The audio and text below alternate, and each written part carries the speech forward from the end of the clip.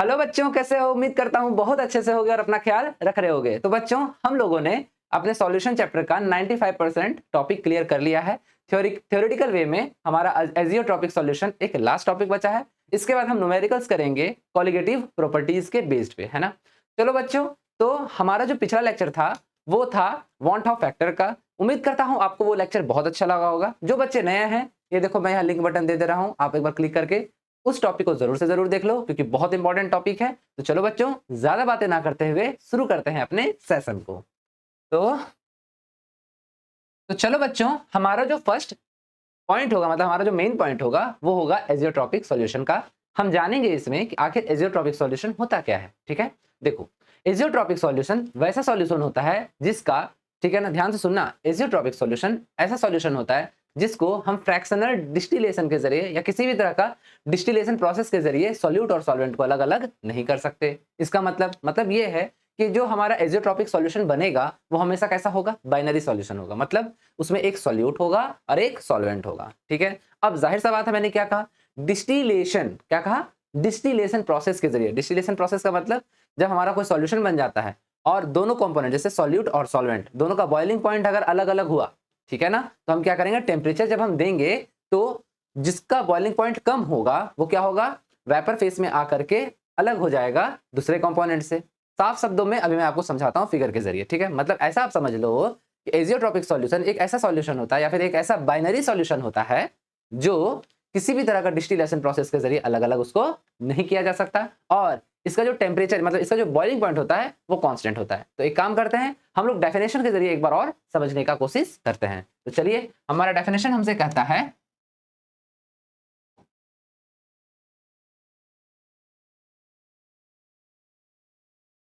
which solution boils at constant temperature and can distill unchanged, क्या, in composition are known as azeotrophs और azeotropic mixture या फिर solution. आप कुछ भी कह सकते हो, मिक्सचर या सॉल्यूशन। ठीक है ना, ध्यान दो क्या कह रहा है? एक ऐसा सॉल्यूशन जो कि कांस्टेंट टेम्परेचर पे क्या हो जाए? बॉयल हो जाए, और इसका देखो and can distil unchanged in composition, मतलब आप किसी भी तरह का डिस्टिलेशन के जरिए इसको चेंज नहीं कर सकते हो, अलग अलग नहीं कर सकते हो। तो इस तरह का जो क्या होगा? सॉल्यूशन होगा, इसको हम क्या कहेंगे? Azeotropic mixture. अभी हम एग्जांपल देंगे, आपको अच्छे से समझ में आएगा। ठीक है, चलिए समझते हैं। देन प्रॉपर्टीज ऑफ एजियोट्रॉप्स, ध्यान दीजिएगा। सबसे पहला क्या है?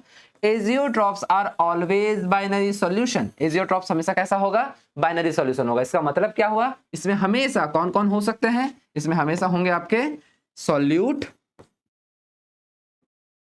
एंड सॉल्वेंट, मतलब एक ही सॉल्यूट होगा और एक ही सॉल्वेंट होगा। तो इस तरह का जो क्या बनेगा? सॉल्यूशन बनेगा। इसी को हम क्या कहते हैं? Binary solution. बोलो, क्लियर है बच्चों? किसी तरह कोई दिक्कत है? नहीं होना चाहिए। दूसरा, the components cannot be separated by fractional distillation, मतलब आप कंपोनेंट्स को, कौन कंपोनेंट्स? सॉल्यूट और सॉल्वेंट, इन दोनों को आप फ्रैक्शनल डिस्टिलेशन के जरिए अलग अलग नहीं कर सकते। अब आप सोच रहे होंगे सर फ्रैक्शनल डिस्टिलेशन क्या होता है? ठीक है, अभी समझाता हूं, बस 1 मिनट देना, तब तक इन बाकी पॉइंट्स को आप देख लो एक बार। ठीक है, चलो ध्यान दो। अब क्या है? It has fixed boiling point. फिर से सुनो, it has fixed boiling point, मतलब सॉल्यूट का क्या बॉइलिंग पॉइंट ऑफ, देखो हम यहां लिख रहे हैं। ठीक है, क्या बॉइलिंग पॉइंट ऑफ बॉइलिंग, अच्छा ये अच्छा नहीं दिख रहा, नहीं, अच्छा रुको, इसको दूसरा कलर से कर देते हैं। ठीक है, इससे करते हैं बॉइलिंग, ये तो और भी नहीं दिख रहा, सॉरी रुको। Boiling point, boiling point of solute, ठीक है ना, इज इक्वल टू क्या? Boiling point of solvent. मतलब क्या हो गया? सॉल्यूट और सॉल्वेंट का बॉइलिंग पॉइंट क्या हो जाएगा? इक्वल हो जाएगा। ठीक है ना, इसी को कह रहे हैं फिक्स्ड बॉइलिंग पॉइंट। सॉल्यूट और सॉल्वेंट दोनों का बॉइलिंग पॉइंट सेम होगा इस कंडीशन में। ठीक है, ध्यान रखिएगा इस चीज को। क्लियर है बच्चों? तो क्या करना है हम लोगों को? ध्यान में रखना है कि बॉइलिंग पॉइंट हमारा दोनों ही कंडीशन में क्या होगा? सॉल्यूट और सॉल्वेंट का इक्वल हो जाएगा यहाँ पे। ठीक है, और लास्ट पॉइंट को क्या देखते हैं? ध्यान दीजिएगा, लास्ट वाला पॉइंट क्या है? लास्ट पॉइंट है हमारा क्या? Mole fraction of liquid phase. आपको याद है mole fraction of liquid phase मतलब एक्स हमारा क्या है, लिक्विड फेस है, is equal to mole fraction of gaseous phase मतलब वाई, मतलब क्या हो गया, जो इसमें सॉल्यूट होगा x of solute mole fraction of solute बराबर होगा किसका, मोल फ्रैक्शन ऑफ सॉल्वेंट का, सॉरी मतलब मोल फ्रैक्शन ऑफ सॉल्यूट का, सॉल्वेंट नहीं सॉल्यूट का, मोल fraction of solute is equal to mole fraction of solute किसका, ये लिक्विड फेस का और ये वेपर फेस का। इसको हम एक काम करते हैं, दूसरा पेज में आपको दिखाते हैं। एक काम करो, जल्दी से स्क्रीनशॉट ले लो ताकि हम आगे चल सकें। ले लो, तो ले लिया बच्चों। अब चलो ध्यान देते हैं। देखो अब हम क्या करते हैं, हम लोग नेक्स्ट पेज पे चलते हैं ताकि थोड़ा सा हमको जगह मिल सके, ताकि हम इसको और अच्छे से आपको समझा सके। ठीक है, एक काम करते हैं, हम एक पेज ही ले लेते हैं। ठीक है, ध्यान दीजिएगा।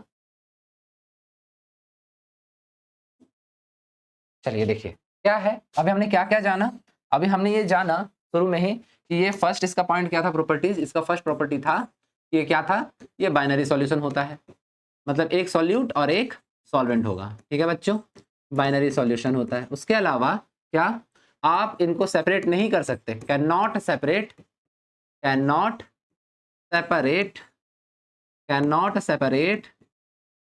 Bye fractional distillation. ठीक है, फ्रैक्शनल डिस्टिलेशन के जरिए आप इनको सेपरेट नहीं कर सकते। ठीक, और क्या जाना आपने, और हमने ये भी जाना कि बॉइलिंग पॉइंट ऑफ क्या, सॉल्यूट इज इक्वल टू क्या, बॉइलिंग पॉइंट ऑफ सॉल्वेंट, ये दोनों इक्वल होगा। उसके अलावा और हमने क्या जाना प्रॉपर्टीज में, इसके बाद हम लोगों ने जाना क्या, mole fraction of solute is equal to in liquid phase is equal to mole fraction of solute in vapour phase. उसी तरह से mole fraction of solvent is equal to in liquid phase is equal to क्या, mole fraction of क्या, mole fraction of solvent is equal to liquid phase का। याद रखिएगा ये कौन सा है, ये एक्स वाला जो है ये हमेशा हमारा क्या होगा, लिक्विड फेस का होगा। ठीक है ना बच्चों, ठीक है ना। तो मोल फ्रैक्शन ऑफ सॉल्वेंट, वी हमारा सॉल्वेंट हो गया मान लेते हैं, ठीक है ना, in liquid phase is equal to क्या, mole fraction of solvent in vapour phase, मतलब दोनों ही कंपोनेंट के मोल फ्रैक्शन क्या होंगे, इक्वल हो जाएंगे। ठीक है, अब ये क्यों होंगे, ये भी तो एक सवाल है, ये क्यों होगा। तो देखो ध्यान दो, एक ऐसा टर्म आता है राउल्ट्स के लॉ पे, जहां पर हम लोगों ने जब कॉम्पोजिशन को चेक किया तो वहां पर हमें क्या मिला, एजियोट्रॉपिक सॉल्यूशन मिला। ठीक है ना, एजियोट्रॉपिक सॉल्यूशन बोले तो एक ऐसा समय जिस समय हम ना तो सॉल्यूट को और ना ही सॉल्वेंट को अलग अलग कर पाए, किसके जरिए, फ्रैक्शनल डिस्टिलेशन के जरिए। तो उस टाइम पे जब ये देखा गया तो हमें एक्सपेरिमेंटली ये पाया गया कि जो मोल फ्रैक्शन होता है किसका, लिक्विड फेस और वेपर फेस का, ये दोनों क्या हो रहा है, यहाँ पे इक्वल मिल रहा है। यहाँ तक तो कोई दिक्कत नहीं है बच्चों। चलो हम लोग आगे चलते हैं, आप समझो फ्रैक्शनल डिस्टिलेशन क्या होता है। ठीक है ना, तो देखो हम लोग क्या करते हैं, कंटेनर लेते हैं, ध्यान देना, हम लोग क्या करते हैं, एक कंटेनर लेते हैं, हम लोग एक कंटेनर लेते हैं। ठीक है, इसमें क्या कर रहे हैं, अब हम इसमें कुछ मिक्स कर रहे हैं, दो कंपोनेंट। ठीक है ना, कोई भी दो कंपोनेंट हम मिक्स कर लेते हैं। मान लेते हैं कंपोनेंट कौन सा है, इसमें कंपोनेंट एक ए है और बी है। क्या है, ए और बी, ये दोनों हमारा यहाँ मिक्स है। ठीक है, ए बी यहाँ पर मिक्स है, दो कंपोनेंट मिक्स है, एक सॉल्यूट और एक सॉल्वेंट। ठीक है बच्चों, अब क्या कर रहे हैं, ध्यान दो, अब हम यहाँ इसको क्या कर रहे हैं, पैक कर रहे हैं, और यहाँ से एक पाइप लेके गए, निकाले। ठीक है, और एक कंटेनर यहाँ हम जोड़ रहे हैं, ध्यान देना। ठीक है, एक कंटेनर हम यहाँ जोड़ रहे हैं इस तरह का। ठीक है, अब हम क्या करेंगे, अब हम यहाँ पर ये कह रहे हैं कि ये जो ए है, ये जो ए है, इसका जो बॉइलिंग पॉइंट है, देखना सुनो अच्छे से, इसका जो बॉइलिंग पॉइंट है ये हम मान लेते हैं कि यह है 353 केल्विन, और वहीं जो हमारा बी है इसका जो बॉइलिंग पॉइंट है इसको हम मान लेते हैं 425 केल्विन। अब आप देखो क्या दोनों का बॉइलिंग पॉइंट सेम है क्या, नहीं है ना। अब हम क्या करेंगे, अब हम यहाँ हिट करेंगे, ध्यान देना। ठीक है, अब हम यहाँ क्या कर रहे हैं, अब हम यहाँ हिट कर रहे हैं, गर्म कर रहे हैं इसको। ठीक है, अब अगर हम यहाँ इसको गर्म करेंगे तो जब 353 केल्विन तक टेम्परेचर लेके जाएंगे तो ए जो है वो बॉयल होने लगेगा। मतलब क्या, ए अपने लिक्विड फेस से कहाँ आने लगेगा, वेपर फेस में। हम ए को एक अलग कलर दे देते हैं ताकि इसमें दिक्कत ना हो। ठीक है ना, ए हमारा है इस कलर का, ठीक है, ए हमारा है इस कलर का। ठीक है, अब देखिए ए तो यहाँ से क्या होने लगेगा, बॉयल होने लगेगा, और बॉयल हो के कहाँ आने लगेगा, मतलब वेपर फेस में आने लगेगा, और वेपर फेस में आ करके ए कहाँ आ जाएगा, इस कंटेनर के अंदर, हाँ या ना, बी यहीं रह जाएगा और ए आ जाएगा। तो ये जो डिस्टिलेशन आप देख रहे हो इसी को हम कहते हैं फ्रैक्शनल डिस्टिलेशन। बोलो क्लियर है बच्चों, किसी तरह कोई दिक्कत है, नहीं होना चाहिए। ठीक है, अब जरा ध्यान दो, अब यहाँ पे ए और बी दोनों ही क्या हो जाए, देखो यहाँ क्या लिखा है मैंने, vapour pressure of sorry boiling point of solute is equal to boiling point of solvent. दोनों का बॉइलिंग पॉइंट सेम है, मतलब यहाँ पर तो कंडीशन ये था, यहाँ फ्रैक्शनल डिस्टिलेशन कब हुआ? फ्रैक्शनल डिस्टिलेशन तब हुआ जब आपका कंडीशन ये क्या था कि मतलब कि बॉइलिंग पॉइंट ए और बी का क्या नहीं था, इक्वल नहीं था। लेकिन अगर मान लीजिए बॉइलिंग पॉइंट ए और बी का इक्वल हो जाए, क्या मान लीजिए कि बॉइलिंग पॉइंट मतलब बीपी ऑफ बीपी किसका, ए इज इक्वल टू बी, मतलब ए और बी का बॉइलिंग पॉइंट सेम हो जाए। अब आप बताओ, दोनों का ही टेम्परेचर मतलब सेम टेम्परेचर पर दोनों ही बॉयल होगा, आप बताओ क्या हम इसको अलग अलग कर पाएंगे? क्या नहीं कर पाएंगे। क्यों? क्योंकि दोनों ही क्या हो जाएंगे, दोनों ही वेपर फेस में यहाँ पर आकर फिर से जमा हो जाएंगे, क्योंकि दोनों का ही बॉइलिंग पॉइंट क्या है, सेम है। बोलो क्लियर है बच्चों? किसी तरह कोई दिक्कत है? तो मतलब एजियोट्रॉपिक सॉल्यूशन का हम क्या नहीं करवा सकते हैं, फ्रैक्शनल डिस्टिलेशन नहीं करवा सकते हैं। क्लियर है? किसी तरह कोई दिक्कत नहीं। सेकंड कंडीशन क्या है, वेपर फेस और लिक्विड फेस का मोल फ्रैक्शन क्या हो जाएगा, यहाँ पे इक्वल हो जाएगा। अगर ये यहाँ पर देखो, जब फ्रैक्शनल डिस्टिलेशन हुआ उसके लिए क्या हुआ होगा कि देखिए, जब ये हुआ, जब ये काम किया तो उसके लिए यहाँ पर क्या आया है, देखिए ध्यान दीजिए, उसके लिए यहाँ पर आया है क्या, XA मोल फ्रैक्शन ऑफ ए, जो कि हम लोग इस चीज को पढ़ चुके हैं पहले भी, ठीक है ना। तो XA is not equal to YA, ठीक है ना। उसी तरह से XB is not equal to YB। जब ये कंडीशन होगा ना, तभी फ्रैक्शनल डिस्टिलेशन क्या है, पॉसिबल है। तभी फ्रैक्शनल डिस्टिलेशन क्या है, पॉसिबल है, ठीक है ना। यहाँ पर देखिए, इस कंडीशन में ही हम क्या देखेंगे, हम इसी कंडीशन में देखेंगे फ्रैक्शनल डिस्टिलेशन पॉसिबल, ठीक है बच्चों। फ्रैक्शनल डिस्टिलेशन पॉसिबल, रुक जाइए थोड़ा सा खराब हो गया, हटा दे, ठीक है। फ्रैक्शनल डिस्टिलेशन पॉसिबल तब जब ये होगा, लेकिन वही अगर हमारा क्या हो जाए, वही हमारा यहाँ क्या हो जाए, ध्यान दीजिएगा, क्या हो जाए, XA is equal to YA, XB is equal to YB।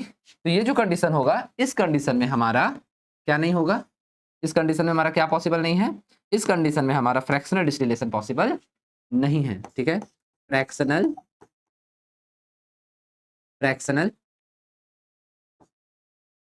Distillation not possible,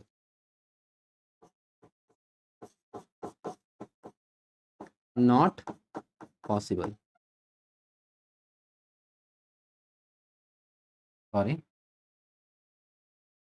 not possible, ठीक है बच्चों। किसी तरह कोई दिक्कत है नहीं है ना? जल्दी से स्क्रीनशॉट लेंगे ताकि आगे चल सकें, ले लीजिए। हाँ तो चलिए गाइज, अब हम लोग क्या करेंगे, अब हम लोग जानेंगे किसको, एजियोट्रॉप्स के टाइप्स को। एक्चुअली एजियोट्रॉप्स जो सॉल्यूशन होता है वो दो तरह का होता है, एक होता है मिनिमम बॉइलिंग पॉइंट और एक होता है मैक्सिमम बॉइलिंग पॉइंट। तो चलिए गाइज, हम लोग क्या करते हैं, समझ लेते हैं कि मिनिमम और मैक्सिमम बॉइलिंग पॉइंट एजियोट्रॉप्स होता क्या है। तो चलिए देखिए क्या है, यहाँ क्या है, यहाँ पर हमको देखने को क्या मिल रहा है, क्या मैक्सिमम मिनिमम मैंने अभी कह दिया। देन सबसे पहले हम जानेंगे किसके बारे में, मैक्सिमम बॉइलिंग पॉइंट एजियोट्रॉप्स के बारे में। देखिए क्या है, then the liquid solution which show negative deviation from the ideal solution boil at constant temperature which is higher than that of pure component are called maximum boiling point azeotrophs। कोई दिक्कत है बच्चों? यहां तक तो कोई दिक्कत नहीं है। चलो इसको हम समझा देते हैं। देखिए, आइडियल सॉल्यूशन हम लोगों ने पढ़ा रॉल्स के लॉ पे, उसी में हम लोगों ने ये जाना भी कि आइडियल सॉल्यूशन क्या होता है, जो रॉल्स के लॉ को पूरी तरह से फॉलो करे। यहां तक में भी कोई दिक्कत नहीं है। अब हमारा मैक्सिमम बॉइलिंग पॉइंट एजियोट्रॉप्स तब दिखेगा हमको जब इसमें हमको क्या देखने को मिल रहा हो, निगेटिव डेविएशन। क्या देखने को मिल रहा हो, निगेटिव डेविएशन। और जो हमारा क्या होगा, जो बॉइलिंग पॉइंट आएगा यहाँ पे, वो हमारे प्योर सब्सटेंस से ज्यादा आएगा। अब याद कीजिए, निगेटिव डेविएशन हमें देखने को कब मिलता था, निगेटिव डेविएशन हमें देखने को तब मिलता था जब क्या, ऑब्जर्व प्रेशर थ्योरेटिकल प्रेशर से क्या आ जाए, कम आ जाए। अब देखो बच्चों, अगर आप लोगों को ये समझ नहीं आ रहा है या कोई दिक्कत हो रहा है, तो आपको एक बार फिर से, या फिर अगर आप नए हैं चैनल पे, तो आप एक काम करो, आपको मैं जैसे ही अभी ये वीडियो खत्म होगा ना, आपको यहाँ लिंक मिल जाएगा, या फिर चैनल में विजिट करके प्लेलिस्ट में क्लिक करना और वहां आप देखना पॉजिटिव एंड नेगेटिव डेविएशन का पूरा एक वीडियो लेक्चर मैंने बनाया हुआ है। आप एक बार जाकर के उस वीडियो को देख लेना, आपका ये कॉन्सेप्ट क्लियर हो जाएगा। अब बच्चों सुनो मेरी बात, आपको पूरा लेक्चर देखना है, ये नहीं कि 2 मिनट 4 मिनट देख के और भाग गया, ऐसा नहीं करना है। आपको पूरा लेक्चर को प्रॉपर देखना है, तभी आपको हर एक चीज बढ़िया से समझ में आएगा। बात समझ गए? गिव अप नहीं करना, आप बस देखते चलो। और बहुत जल्द मैं आपके लिए लाइव लेके आने वाला हूं क्लास, फिर मैं लाइव क्लास लूंगा और डायरेक्ट इंटरेक्ट होगा, हमारा इंटरेक्शन होगा कि आपको क्या दिक्कत है और नहीं है। तो चलिए एक काम करते हैं, हम इसका ग्राफ प्लॉट करते हैं, किसका, मैक्सिमम बॉइलिंग पॉइंट एजियोट्रॉप्स का, और ये एकदम क्लियर करते हैं कि आखिर यहाँ पर क्या सिनेरियो हो रहा है, तो ध्यान दीजिएगा। चलिए हम एक काम करें, ग्राफ प्लॉट कर रहे हैं। याद होगा हम लोगों ने क्या पढ़ा था, पॉजिटिव और निगेटिव डेविएशन में किस तरह का ग्राफ बनाया था, ये इस तरह का था, ठीक है। और होता क्या था, याद होगा आपको, यहां होता था पीए नॉड, अब कहीं भी डाल सकते हैं, यहां होता था पीबी नॉड, ठीक है। ये पॉइंट ये रहा और ये पॉइंट ये रहा, क्लियर हो रहा है, यहां तक तो कोई दिक्कत नहीं है। ये कौन सा लाइन था, टोटल प्रेशर का लाइन था, ठीक है। अब निगेटिव डेविएशन मतलब नीचे से होके जाएगा हमारा ग्राफ, ठीक है। तो ध्यान दीजिए, ये आ गया नीचे से होकर के हमारा ग्राफ, ठीक है। अब देखिए आखिर हमारा निगेटिव डेविएशन दिखेगा किसमें, ठीक है ना, जाहिर सी बात हमने पढ़ाया था आपको, ठीक है, वो एग्जांपल मैंने दिया था आपको, ठीक है। अब जरा ध्यान दीजिए, नेगेटिव डेविएशन में क्या हमारा मैक्सिमम बॉइलिंग पॉइंट एजियोट्रॉप्स का एग्जांपल कौन है, ये देख लीजिए। इसमें आपका कौन आता है, इसमें आपका जो एग्जांपल है, यहाँ मैं लिख दे रहा हूँ एग्जांपल, ठीक है ना, वो है 68% HNO3 एक्वस सॉल्यूशन, ठीक है ना, 68% HNO3 दिखेगा। अब आप सोचोगे सर ये कहां से आपको पता चला, तो देखो बच्चों ये एक्सपेरिमेंटल डाटा है, ठीक है ना, ये थ्योरेटिकल नहीं है, एक्सपेरिमेंटल है। मतलब 68% HNO3 हमें क्या दिखाएगा, maximum boiling point azeotrope solution बनता हुआ दिखाएगा, ठीक है ना। अब चलो ध्यान दो, अब क्या है, यहाँ पर हमारा क्या था, वेपर प्रेशर, इस जगह पे हम क्या लिख रहे थे, वेपर प्रेशर को, और यहाँ क्या था, मोल फ्रैक्शन था या नहीं था, तो देखो यहाँ पे ध्यान देना। देन इस जगह पे हमारा x ऑफ HNO3 कितना होगा, यहाँ पे इस पॉइंट पे, तो यहाँ पर x ऑफ HNO3 होगा हमारा टोटल 1, वहीं x ऑफ H2O यहाँ कितना होगा, x ऑफ H2O ये होगा हमारा 0। बोलिए कोई दिक्कत है यहाँ पे, नहीं होना चाहिए। अब यहाँ आते हैं, ध्यान दीजिएगा, इस जगह पे x ऑफ H2O कितना होगा हमारा 1, मतलब 100%, एंड x ऑफ HNO3 कितना होगा हमारा, ये होगा 0। बोले यहाँ तक कोई दिक्कत है, नहीं है, पक्की बात। अब देखिए हम क्या कर रहे हैं, यहाँ से अब देखिए, अब हम इधर से इधर जब बढ़ रहे हैं इस तरफ, तो HNO3 हमारा वैल्यू कम आ रहा है और H2 का वैल्यू बढ़ रहा है। मतलब हम क्या कर रहे हैं, यहाँ से यहाँ जब हम आ रहे हैं तो सॉल्यूशन में क्या मिला रहे हैं, पानी, ठीक है। समझिएगा, ये कंटेनर है, इसमें हमारा क्या है, सिर्फ HNO3 है। अब क्या कर रहे हैं हम, धीरे धीरे करके हम इसमें क्या मिला रहे हैं, वाटर मिला रहे हैं, ध्यान देना, इसमें क्या कर रहे हैं, वाटर मिला रहे हैं। अब जैसे जैसे हम वाटर मिला रहे हैं वैसे वैसे हम इधर की ओर बढ़ रहे हैं। तो एक ऐसा समय आया जब हम मिला रहे थे वाटर को, तो एक ऐसा समय आया जिस टाइम पे हमारा क्या, ध्यान दो, जिस टाइम पे हमारा क्या, हमारा जो यहाँ पे वेपर प्रेशर है वो अचानक से क्या हुआ, बहुत ज्यादा वेपर प्रेशर में कमी आया। इस टाइम पे हम यहाँ क्या मान लेते हैं, इस पर्टिकुलर पॉइंट पे हमारा वेपर प्रेशर में बहुत ज्यादा कमी आ गया, ठीक है ना। तो कमी क्यों आया होगा ये भी बता देते हैं, क्योंकि HNO3 के जो पार्टिकल्स हैं वो H2O को क्या करेंगे, they love to each other. आपको हम पढ़ाए थे कहा, निगेटिव डेविएशन में जब कोई पार्टिकल्स एक दूसरे को क्या करते हैं, बाइंड कर लेते हैं, एक दूसरे से जुड़ जाते हैं, तो उसका वेपर प्रेशर में बहुत ज्यादा क्या दिखता है, कमी देखने को मिलता है, ठीक है। यहाँ तक तो कोई दिक्कत नहीं है बच्चों, एकदम क्लियर है। अब चलो, अब हम लोग देखेंगे बॉइलिंग पॉइंट के रिस्पेक्ट में, थोड़ा सा स्क्रीनशॉट ले लो, यहाँ तक ले लो ताकि कोई दिक्कत ना हो, ले लिए बस, हम थोड़ा यहाँ मिटाएंगे। अब देखो ध्यान दो, अब क्या है, अब इसी के रिस्पेक्ट में हम क्या देखेंगे, बॉइलिंग पॉइंट को देखेंगे। तो हम एक और ग्राफ इसी के ठीक नीचे बनाते हैं, ध्यान देना, ठीक है। देखो यहाँ पे हम एक और ग्राफ नीचे बनाते हैं, ध्यान देना, ठीक है। इस बार जो हमारा ग्राफ होगा वो किसके किसके रिस्पेक्ट में होगा, वो होगा हमारा टेम्परेचर, इसके रिस्पेक्ट में टेम्परेचर, क्योंकि बॉइलिंग पॉइंट का बात करेंगे, टेम्परेचर और मोल फ्रैक्शन के रिस्पेक्ट में। कहीं कोई दिक्कत होना चाहिए नहीं। अब जरा ध्यान दो, यहाँ क्या है, HNO3, इस जगह पे कौन होगा, यहाँ पे देखो HNO3 पूरा टोटल था, तो HNO3 का जो बॉइलिंग पॉइंट होता है वो होता है 356 केल्विन, ठीक है ना। वो कितना होता है, 356 केल्विन। एक काम करते हैं, हम टेम्परेचर को थोड़ा साइड में लिख देते हैं, ठीक है। देखो यहाँ पर हम टेम्परेचर लिख दे रहे हैं ताकि कोई दिक्कत नहीं हो। तो देखो HNO3 का जो बॉइलिंग पॉइंट होता है वो होता है, यहाँ पर हम इसका पॉइंट बना रहे हैं 356 केल्विन, ठीक है। कोई दिक्कत है बच्चों, नहीं है। और जाहिर सी बात हम इसे मिला क्या रहे हैं, वाटर। देन वाटर अगर हम मिला रहे हैं तो वाटर का तो हम सभी को पता है बॉइलिंग पॉइंट कितना होता है, वो होता है कितना, वो कितना होता है 373 केल्विन। यहाँ तक तो कोई दिक्कत नहीं है, किसका, वाटर का। यहाँ पर कौन है, यहाँ हम लिख दे रहे हैं, यहाँ है हमारा HNO3 और यहाँ हमारा कौन है, H2O। अब जरा ध्यान दीजिए, अब जिस पर्टिकुलर पॉइंट पे ध्यान दीजिए, ये वाला पर्टिकुलर पॉइंट है, तो इसी पर्टिकुलर पॉइंट पे हमारा क्या हुआ है, वेपर प्रेशर में कमी आया है कि नहीं आया है। तो हम इसको यहाँ पर क्या करते हैं, आगे बढ़ा देते हैं, ध्यान देना, ठीक है। इस पर्टिकुलर पॉइंट पे ध्यान दो, यहीं से हम खींच रहे हैं, ठीक है। इस पर्टिकुलर पॉइंट पे हमारा क्या आया है, इस पर्टिकुलर पॉइंट पे हमारा वेपर प्रेशर में कमी आया। अगर आप बताओ, अगर वेपर प्रेशर में कमी आ जाएगा अचानक से, तो उसको हमको मेंटेन करने के लिए वहां पर क्या करना होगा, टेम्परेचर को बढ़ाना पड़ेगा। तो यहाँ पर क्या आया, बॉइलिंग पॉइंट सबसे ज्यादा क्या होगा, जब सबसे कम यहाँ पर वेपर प्रेशर आ रहा है तो इसी पर्टिकुलर पॉइंट पे सबसे ज्यादा क्या आएगा, बॉइलिंग पॉइंट आएगा या नहीं आएगा, 100% आएगा ना। तो मतलब क्या होगा, ध्यान दीजिए, इस जगह पे जो बॉइलिंग पॉइंट होगा वो क्या होगा, इस पर्टिकुलर पॉइंट पे बॉइलिंग पॉइंट जो होगा हमारा वो क्या होगा, मैक्सिमम होगा। ठीक है ना, बॉइलिंग पॉइंट क्या होगा, मैक्सिमम होगा। इस पर्टिकुलर पॉइंट पे बॉइलिंग पॉइंट हमारा मैक्सिमम होगा। ठीक है, इस पर्टिकुलर पॉइंट पे बॉइलिंग पॉइंट हमारा मैक्सिमम देखने को हमको मिलेगा। सॉरी, हमारा क्या आएगा, मैक्सिमम आएगा बॉइलिंग पॉइंट। क्लियर हो गया बच्चों। तो ये हमारा क्या आ रहा है, ये पॉइंट हमारा क्या हो गया, ये पॉइंट हो गया हमारा मैक्सिमम बॉइलिंग पॉइंट। ये क्या हो गया हमारा, मैक्सिमम बॉइलिंग पॉइंट। समझ में आ गया। तो ये जो सॉल्यूशन बना ये क्या बना, मैक्सिमम बॉइलिंग पॉइंट एजियोट्रॉप्स बना। जल्दी से आप इसका स्क्रीनशॉट ले लीजिएगा ताकि हम आगे चल सके। ले लीजिए। तो चलिए बच्चों, अब हम क्या करेंगे, अब हम लोग जानेंगे हमारा मिनिमम बॉइलिंग पॉइंट एजियोट्रॉप्स के बारे में। जाहिर सा बात है, अगर मैक्सिमम बॉइलिंग पॉइंट जो था वो किस में हो रहा था, नेगेटिव डेविएशन में, तो ये किस में होगा, पॉजिटिव डेविएशन में। तो देखिए एक बार हम आपको पढ़ के सुना देते हैं। ठीक है, ध्यान दीजिएगा।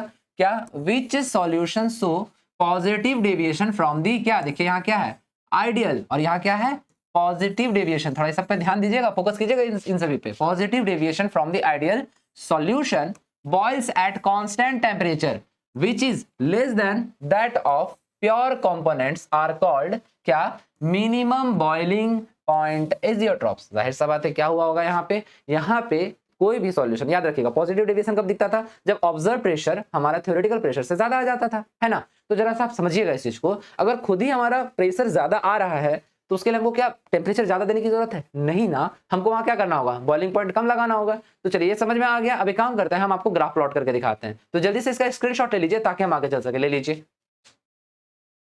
तो चलिए बच्चों, स्क्रीनशॉट आपने ले लिया है, तो अब क्या करते हैं, हम आपको ग्राफ प्लॉट करके दिखाते हैं। देखिए यहाँ ध्यान दीजिए,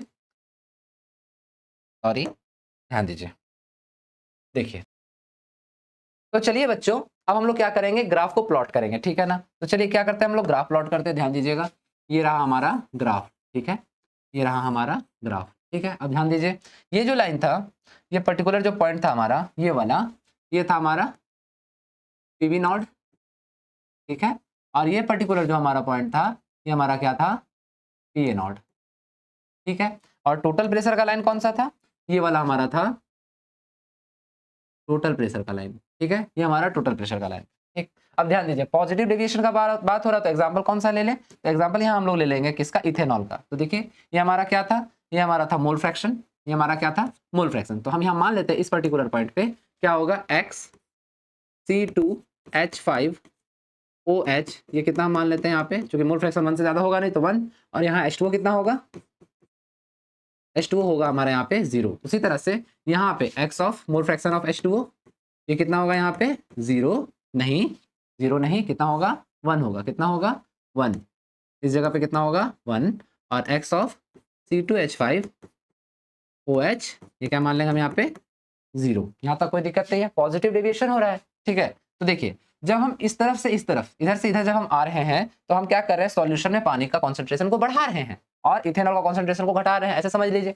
ये मोल फ्रैक्शन तो यही कहता है, हाँ या ना। तो जरा ध्यान दीजिए, जब हम धीरे धीरे बढ़ा रहे हैं तो हम देखने को क्या मिल रहा है, हमें यहाँ पे, मतलब कहाँ पे, हमें इस जगह, मतलब पॉजिटिव डेविएशन में हम देख रहे हैं क्या, ये अचानक से बढ़ा और फिर क्या हो गया, फिर अपना जगह पे पहुंच गया। तो हम क्या देख रहे हैं, जो वेपर प्रेशर है ड्रास्टिकली कहीं पर सबसे ज्यादा क्या आ रहा है, मैक्सिमम आ रहा है हमारा, क्या वेपर प्रेशर आ रहा है।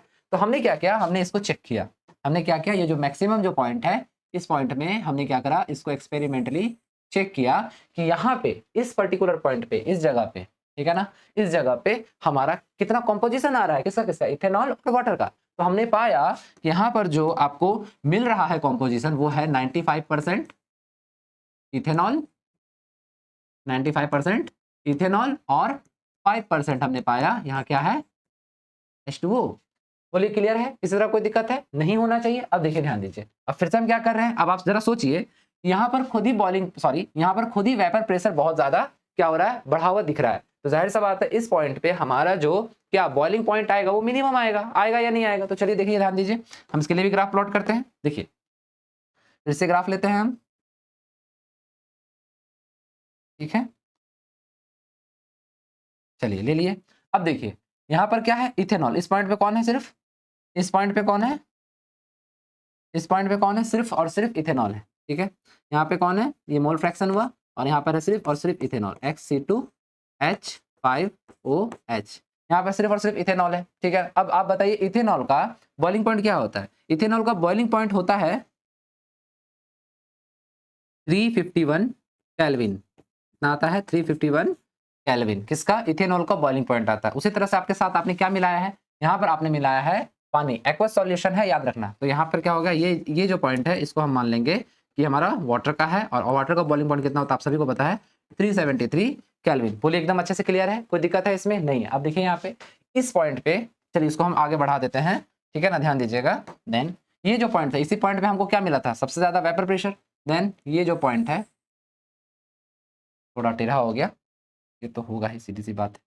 ठीक है, क्यों, क्योंकि स्केल के बिना खींच रहे हैं, और ये स्लिपरी होता है, ये बोर्ड है ना, बहुत स्लिपरी होता है। देखिए ये जो पॉइंट है, इस पॉइंट पे हमको क्या मिल रहा है, हमारा वेपर प्रेशर सबसे ज्यादा मिल रहा है। तो क्या होगा, ध्यान दीजिएगा। तो यहाँ पे इस जगह पे हमारा क्या, इस पॉइंट पे, मतलब कि इस पॉइंट पे हमको सबसे कम क्या लगेगा, बॉइलिंग पॉइंट लगेगा, मतलब हमको सबसे कम टेम्परेचर डालना पड़ेगा। ठीक है ना, याद रखिएगा। ये क्या है, ये हमारा है H2O, ये हमारा क्या है, ये हमारा है H2O, और ये हमारा क्या है, ये हमारा इथेनॉल है, याद रखिएगा। ध्यान दीजिए।